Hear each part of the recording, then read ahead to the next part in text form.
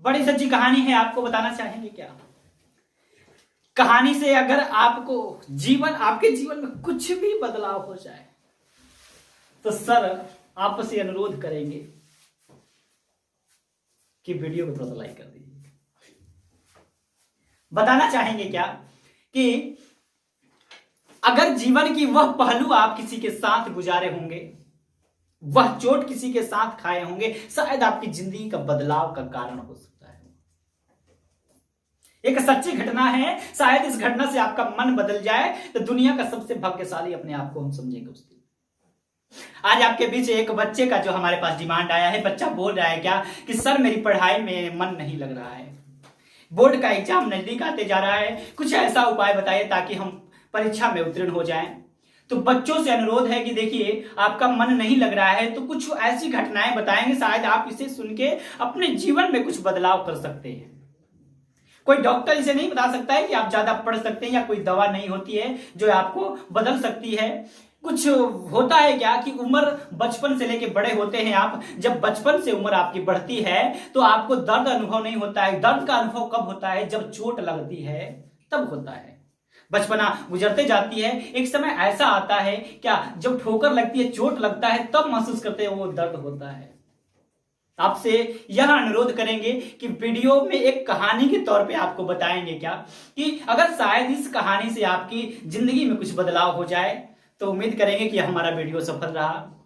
वैसे भी छठ पूजा की आपकी आगमन हो रही है, छठ पूजा के हार्दिक शुभकामनाएं हमारी तरफ से सारे बच्चों को।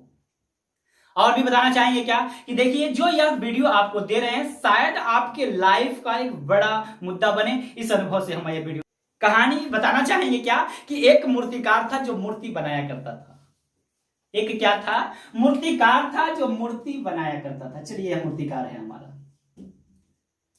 ठीक है ना। इसका काम था क्या कि मूर्ति बनाकर बाजार में सेलिंग करना। एक मूर्तिकार था। एक आदमी ऑर्डर आया, मुझे कहा क्या कि ये मूर्तिकार भाई मुझे एक गणेश भगवान की मूर्ति बना के दीजिए। मूर्तिकार ने ऑर्डर ले लिया, ठीक है हम मूर्ति आपका बना के दे देंगे। वो 20 दिन 25 दिन का मोहलत लिया, वो मूर्ति हम आपको बना के देंगे। अब तो मूर्तिकार का तो वजह बनाना भाई कि मूर्ति मुझे बनानी है तो हम कुछ व्यवस्था करें ताकि वो हमको 20-25 दिन के बाद मूर्ति देनी है। वह गया कहां? पहाड़ गया। कहां गया जी? पत्थर लाने के लिए पहाड़ ही नहीं जाएंगे। पत्थर लाने के लिए वो कहां चला गया? पहाड़ से। पहाड़ से 2 बड़े बड़े पत्थर लेके आया। पहाड़ से क्या किया? 2 बड़ा बड़ा पत्थर लेकर आया। आने के बाद घर आया। घर आने के बाद क्या किया वह? तो अब उसका काम चालू कर दिया। क्या? मूर्ति बनाने का काम चालू कर दिया। देखिए यह मूर्तिकार अपना क्या काम किया है कि अब ये मूर्ति पे अपना छेनी हथौड़ी का वार करने लगा। किसका वार करने लगा? छेनी हथौड़ी का। क्योंकि वो मूर्ति को आपको उसको क्या करना है? एक ढांचा में बदलना है। कहा जाता है एक बात और भी कि अगर छेनी हथौड़ी का वार अच्छा ना रहे ना तो मूर्ति मूर्ति नहीं कुछ और भी बन जा सकती है। तो वह कारीगर भी अच्छा होना चाहिए, ठीक है ना। और छेनी हथौड़ी का जो वार करते हैं वह भी क्या होना चाहिए? सटीक होना चाहिए, ताकि वह आकार जिसका चाहे उसका बना सके। जब यह मूर्तिकार गया, कहां गया?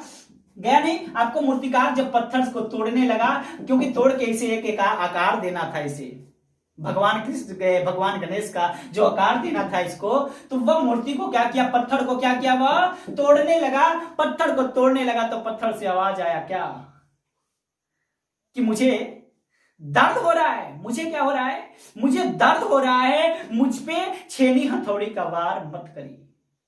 अब देखिए इस पत्थर से आवाज आई क्या कि मुझे दर्द हो रहा है, मुझे मारिए मत, मुझे सहन नहीं हो रही है मुझसे जो आप छेनी हथौड़ी का वार कर रहे हैं, तो मुझसे क्षमताएं नहीं है कि हम इसे सह सकेंगे। तो मूर्तिकार बोला ठीक है। मूर्तिकार क्योंकि ऑर्डर लिया है, ऐसा नहीं ना, ऑर्डर लिया है तो उसको काम करना ही नहीं। अगर एक इंसान ना माने तो दूसरे इंसान से आजमाया जाता है ना। मूर्तिकार काम छोड़ दिया, बोला ठीक है आपको दर्द हो रहा है, तो छोड़ दिया इसको। छोड़ने के बाद दूसरे वाले पत्थर में अपना कार्य किया, छेनी हथौड़ी का वार करने लगा। अब देखिए दूसरे पत्थर पे क्या किया, छेनी हथौड़े का वार किया। वार करने लगा, करते करते कुछ देर बाद इस पत्थर से भी आवाज आया कि मुझे भी दर्द तो हो रहा है। बात बड़ी अजीब है। क्या कह रहा है कि मुझे भी दर्द तो हो रहा है, लेकिन आप कंटिन्यू रहिए, क्योंकि हम पीड़ा सहेंगे। यह पत्थर एक बार धीरे धीरे सहते सहते यह पत्थर क्या बन गया, तो भगवान गणेश का, ठीक है ना, भगवान गणेश का क्या बन गया, यह मूर्ति के रूप में यह संपन्न हो गया। जो डिलीवरी करने आपको क्या, वो जो ऑर्डर देने आया था, वो ऑर्डर देने वाला फिर 20वें दिन घर आया। किसके, मूर्तिकार के घर आया। मूर्तिकार के घर आया, आने के बाद बोला क्या मुझे मूर्ति तैयार हो गई है, तो बोला हाँ सर आपका मूर्ति तैयार हो।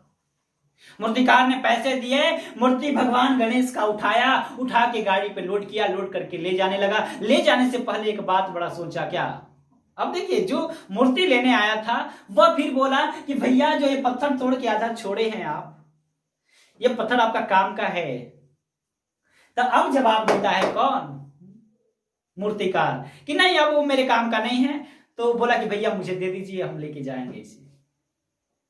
इस पत्थर को भी साथ में लेके चला गया। वो लेके जाने के बाद, लेकिन मूर्तिकार पूछा भी था कि उस पत्थर को करोगे क्या, तो बोला कि नारियल फोड़ने के काम आएंगे। ठीक है ना, क्या होगा, नारियल फोड़ने के काम आएंगे। अब देखिए मूर्ति भी साथ में लेके चला, और आपकी मूर्ति भी लेके चला, और पत्थर भी, जो पत्थर सह नहीं पाया, क्या नहीं सह पाया, तो जो छेनी का वार सह नहीं पाया, उस पत्थर को भी लेके जाया जा रहा है। और जो भगवान गणेश का मूर्ति बना, उस गणेश को भी लेके जाया जा रहा है।